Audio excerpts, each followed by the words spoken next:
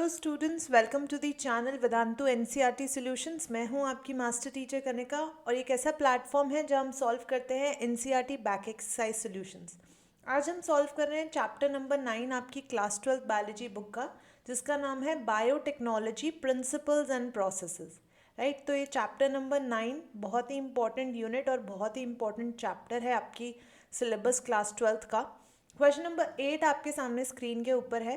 Can you recall meiosis and indicate at what stage a recombinant DNA is formed.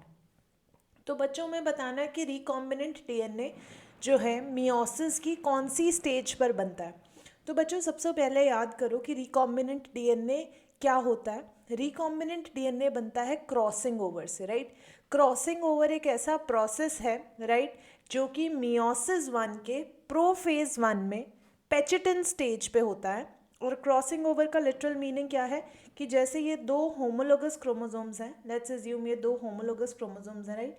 तो इन दो homologous chromosomes के जो arms हैं, as you can see, ये वाली आर्म, ये वाली arm, this arm and this arm, इन आर्म्स को हम कहेंगे non sister chromatids. These arms are called non sister chromatids. Non sister इसीलिए हैं क्योंकि दो अलग अलग क्रोमोसोम्स की आर्म्स हैं ये। तो ऐसे होमोलोगस क्रोमोसोम्स के बीच में, ऐसे होमोलोगस पेयर ऑफ क्रोमोसोम्स के बीच में जब नॉन सिस्टर क्रोमैटिड्स अपने सेगमेंट्स को एक्सचेंज करती हैं, तो बच्चों हमारे पास जो न्यू कॉम्बिनेशन ऑफ डीएनए बनता है उसको हम कहते हैं रिकॉम्बिनेंट डीएनए। जो कि कहाँ बनता है? ये बनता है मियोसिस 1 के प्रोफेज 1 में, राइट। और प्रोफेज 1 की कौन सी स्टेज में बनता है? ये बनता है पेचिटन स्टेज पे, राइट। तो आओ लिखते हैं इसको, that recombinant DNA is made or formed at recombinant DNA is formed at Pechitin stage of prophase 1 of meiosis 1. What happens at Pechitin stage? At Pechitin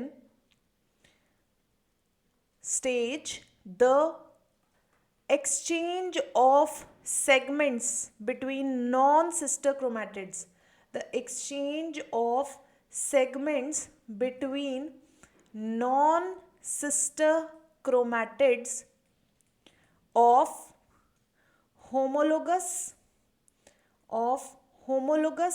chromosomes takes place, resulting in crossing over.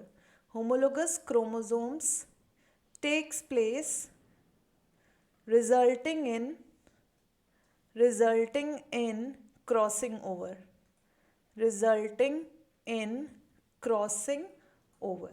Alright, और इसी crossing over की वजह से क्या बनता है? हमारा recombinant DNA is hence formed.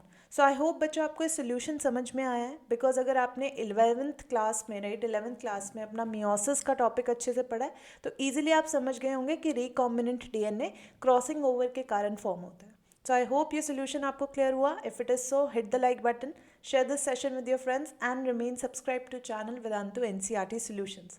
I'll see you next time. Till then, take care.